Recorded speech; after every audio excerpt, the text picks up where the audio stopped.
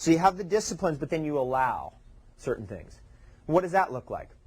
Well, as we stack disciplines on top of each other, it builds our energy, builds our power, builds our commitment, builds our strength. If we just say, oh, you know, I've heard about this raw food diet, and I'm just going to eat only raw food now, and just kind of go into it blindly, which is exactly what I had done, what ends up happening is that we can go so far so fast, we start yo-yoing back. So that somebody goes, you know, all into it for a month, and all of a sudden everybody goes, something's wrong here, and then boom, they go yo-yoing right back into it. And the way to really get there, and most effectively, is to build the disciplines that carry you there easily, instead of through battling of willpower. And that's what we're going to discuss here tonight.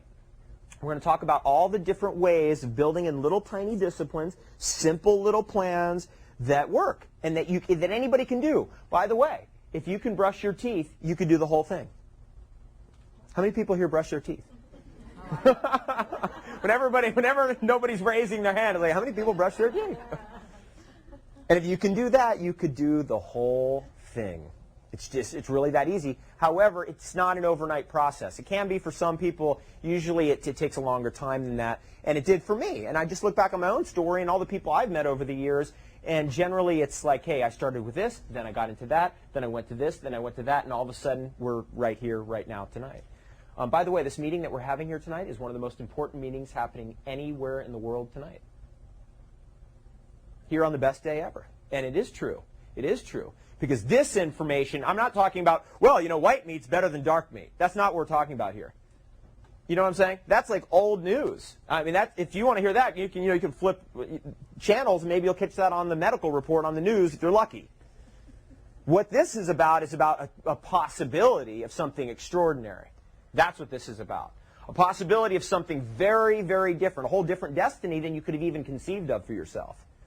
That where I am today, I mean, I couldn't even have believed that this would be happening 10 years ago.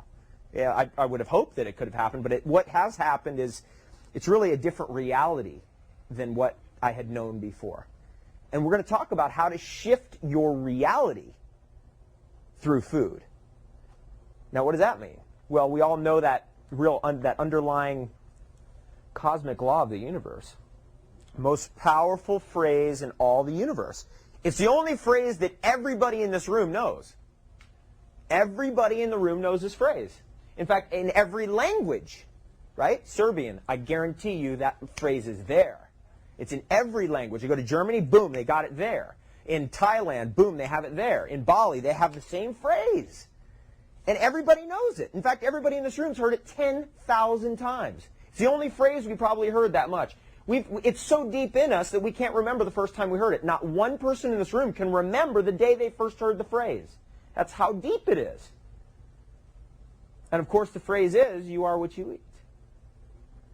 You are what you eat is the most profound cosmic law. If you've ever studied Earl Nightingale, anybody ever study Earl Nightingale, The Strangest Secret? Right? What's the strangest secret? So strange, it's still a secret. It's unbelievable. You are what you think about. However, even more deep, more basic than that is you are what you eat. Because what we eat affects our vibration and therefore influences our dominant thoughts. Very strongly. Now, I never would have believed that before, and experience has taught me otherwise. And America has always been, I mean, people aren't climbing walls to get into Poland. They're not climbing walls to get into Siberia. They're climbing walls to get over here. They're jumping on rafts to get over here to get at what? The opportunity of information that we have here. That's what we have in America. We have the possibility of transformation. That you could become more than you were before. You could become something different than you were before. So what I'm here representing, what this crew is representing, and what my organization represents is the cutting edge in personal transformation. It is. And the fastest way to transform yourself is to transform what you are eating. That's the bottom line. That's just the way it is in nature. Why it's that way, I don't know. It's just kind of the way the things have been set up. And if we eat something different than we had before, something different will occur inside. And in fact, you know, I come from a family of medical doctors. Both my mom and dad are MDs, met in medical school. And that's where I was raised. I was raised in a doctor's office. Isn't that incredible? I'm still alive. After all the shots and when I was about 8 or 9, I finally said something is wrong with this, and Literally, I was just a stubborn kid. Luckily, they said, I'm not doing any of that. And I didn't. I never got a shot again, never did any of that kind of stuff again. Luckily. However, I grew up in that kind of environment. It's amazing. People go into a doctor's office these days and they're like, well, I've got breast cancer and, do you think it has anything to do with what I'm eating? Oh, no, it has nothing to do with what you're eating. That's what doctors say. Like, as if food doesn't affect us. I mean, if food's not affecting us, could anything affect us? Like taking a foreign object, right, and putting it inside our body and saying that doesn't affect us. That's how absurd the whole thing is. That's how far, that is the limit case of how far removed we have become from our common sense. It's the limit case. That what we're eating is not affecting us? That is the most absurd idea that has ever been fostered anywhere. But yet we've become so numb by because we've eaten so much stuff, it's just so much gunk, it's just got so layered in here, it's like calluses in here, right? I mean, it was very interesting when I had my first colonic. I saw what came out. I was like, oh my God, that was in here? Anybody ever had a colonic in here? It's a fantastic experience. It's homework. Because, I could be up here all night, but when you see that stuff come out of you, you are inspired to action, right? It's like, uh-oh. I was in Atlanta, just a little side story. I was in Atlanta and we had some colonics done, and the woman who was doing the colonics, she had a guy come in there and he lost, I think it was like 47 pounds in a month. 47 pounds. And at one point, I think she said 15 pounds in one colonic.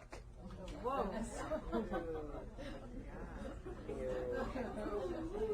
So I, as a kid, I thought, well, you just eat the food and magically it's kind of transformed. I never really had realized that sometimes some of that stuff sticks in here.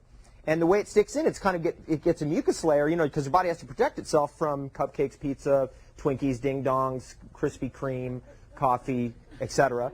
So it just protects itself. So it has to put a little bit of protection in, which is what we call calluses, except they're on the inside. And the more calluses we have, the less we can feel what the food is doing to us. So therefore, we become removed from the effect of the food. Is that making sense?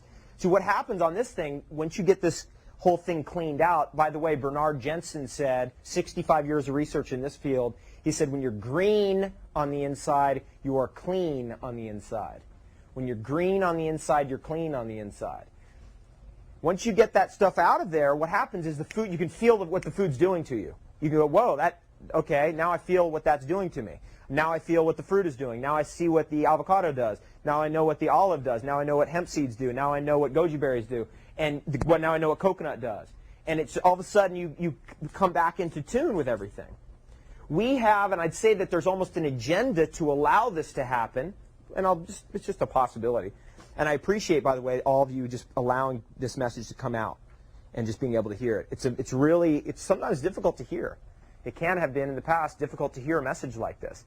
And now it's like we went so far on the deep end with what we had eaten and all the crazy food that we had tried. I think this culture represents that extremism, that now that this is representing the karmic balance of it all. It's like, hey, we went so far that way with the worst food ever. Let's just have the best food ever. Let's try that and see what happens. By the way, this was the best food ever tonight. Best day ever, best food ever. Because that's all we got anyway. This moment is all we have. So it might as well be the best ever. So I had the worst food ever. I had Wonder Bread and Flintstones chewable vitamins and Fruit Loops. I tried that program, and now I'm on another program. I don't know if this is a better program, but it's a lot more fun. And I feel good. You ever gone on vacation, and you're going on your vacation, and you have the first meal, and it's like, oh my God. Then the whole weekend, it's ruined. Yes. How many times has that happened? Right? It never happens when you're on this kind of program. I mean, never. My stomach is never upset. It's unbelievable. It's like, and by the way, anything ever happens, you just fast and you feel great.